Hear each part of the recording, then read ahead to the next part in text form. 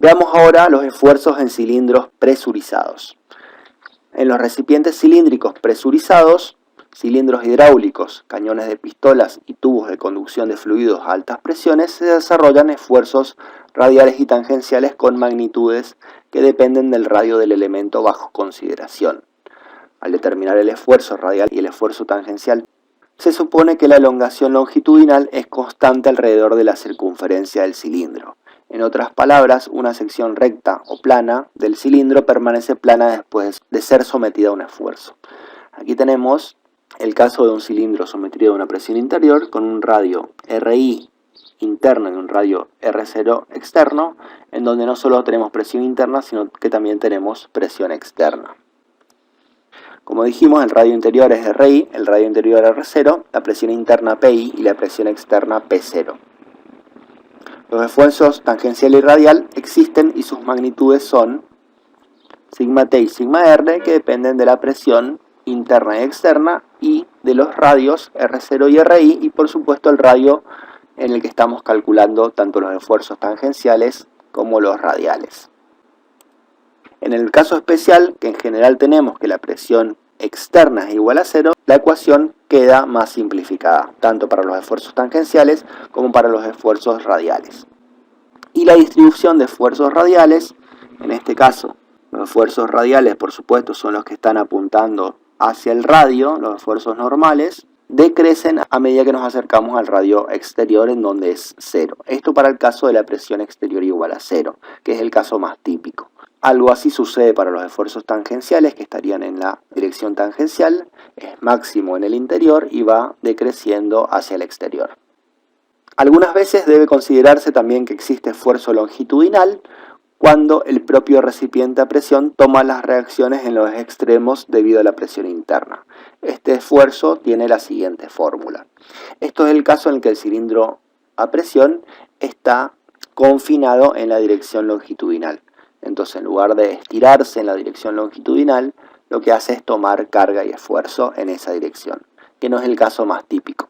En general, solo se consideran los esfuerzos tangenciales y radiales, ya que los cilindros a presión muchas veces están con posibilidad de juego longitudinal. Veamos un ejemplo de esfuerzos en cilindros presurizados. Tenemos un recipiente a presión interna, PI igual a 774 libras por pulgada cuadrada, fabricado con una aleación de aluminio.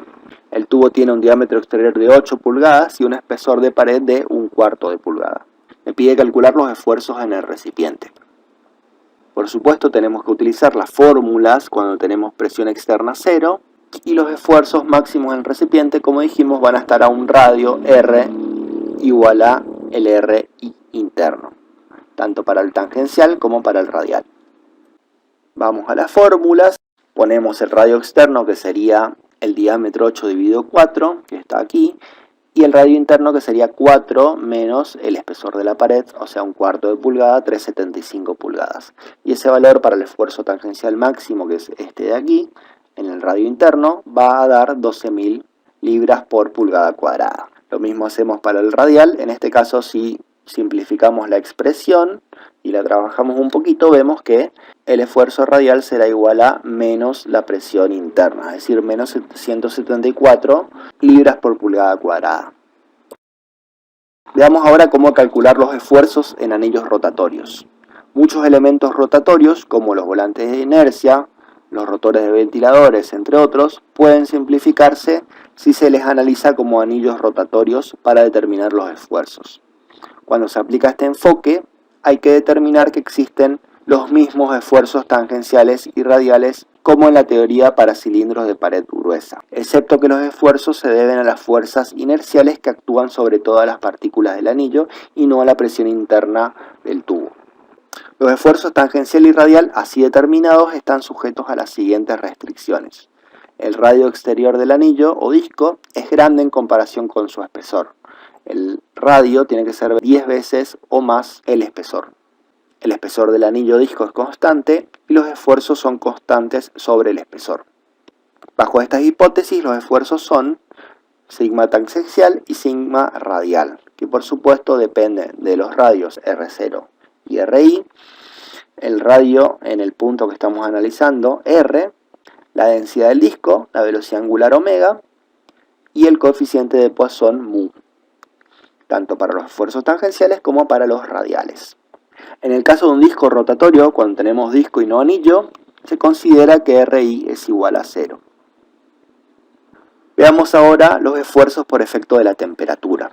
Cuando la temperatura de un cuerpo sin restricciones se incrementa de manera uniforme, este se dilata y su deformación unitaria normal es sigma x igual a sigma y igual a sigma z, el coeficiente alfa por el delta de temperatura, donde alfa es el coeficiente de dilatación térmica y delta t es el cambio de temperatura en grados.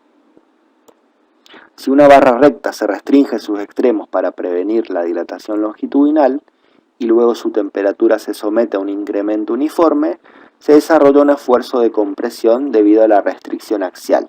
El esfuerzo está dado por sigma igual a menos el epsilon por el módulo de Young. Como el epsilon es alfa por delta t, la ecuación queda E por delta t por alfa en negativo, esfuerzo de compresión.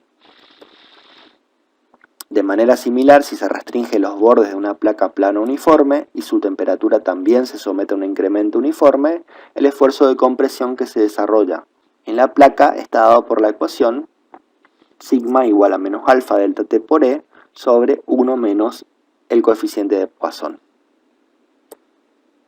Los esfuerzos expresados por ambas ecuaciones son esfuerzos térmicos y se originan debido a un cambio en la temperatura en un elemento sujeto o restringido. Veamos ahora el caso de esfuerzos de contacto. Cuando dos cuerpos con superficies curvas se presionan entre sí, el contacto puntual o lineal cambia a un área de contacto y los esfuerzos que se desarrollan en los dos cuerpos son tridimensionales.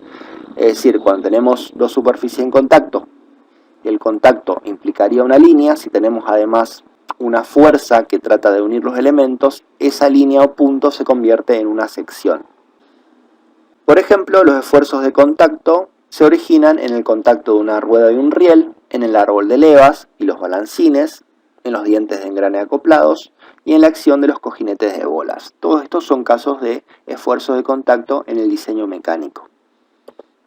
Las fallas usuales se ven como grietas, picaduras o escamados en la superficie del material o subsuperficialmente.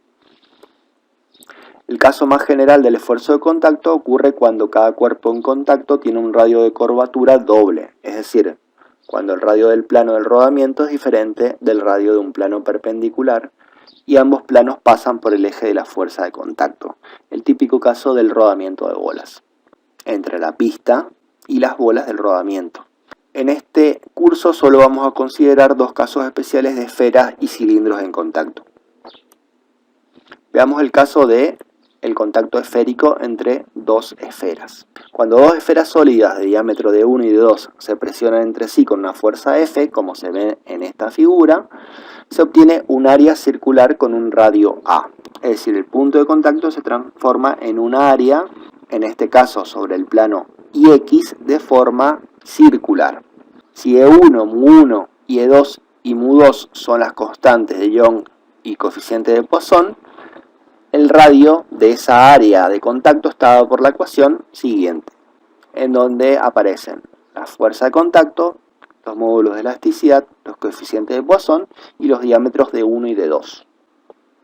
La presión dentro de cada esfera tiene una distribución hemiesférica, como se muestra en esta figura. Es decir, este sería el diagrama de presión dentro de cada esfera. Tendría una forma así.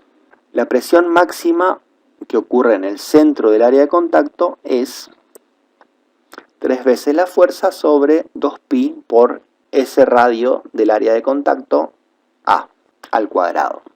Todas las ecuaciones son generales y también se aplican para el contacto de una esfera y una superficie plana. En este caso, la superficie plana tiene radio infinito, o entre una esfera y si tuviéramos una superficie esférica interna. En este caso, el radio de la esfera de superficie interna la tenemos que ingresar como negativo. En este caso, este elemento 2 sería una superficie esférica interna. Ese valor tiene que entrar como negativo. Como dijimos, para la superficie plana se utiliza d igual a infinito y para la superficie interna el diámetro es una cantidad negativa y así entra en la fórmula. En este caso los esfuerzos sigma 1 y sigma 2, que coinciden con los esfuerzos sigma x y sigma y, están en función de la presión máxima, del coeficiente de Poisson y el coeficiente entre el punto Z que estamos queriendo calcular internamente en la esfera y el valor del radio A del círculo de contacto. Estos esfuerzos están dados únicamente en la dirección de la fuerza y podemos llegar a calcular los esfuerzos en cualquier profundidad Z para ambas esferas, simplemente poniendo la relación Z sobre A que la calculamos aquí. Es decir, que van a ir variando a medida que nos alejamos de la superficie. También podemos calcular el sigma 3 o el sigma Z con esta expresión.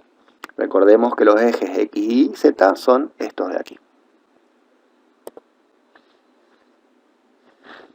Veamos ahora cómo varían los esfuerzos en función a la distancia desde la superficie de contacto. Esta es la relación del esfuerzo con respecto al P máximo. Está dado en un porcentaje o en un coeficiente que va de 0 al 100%.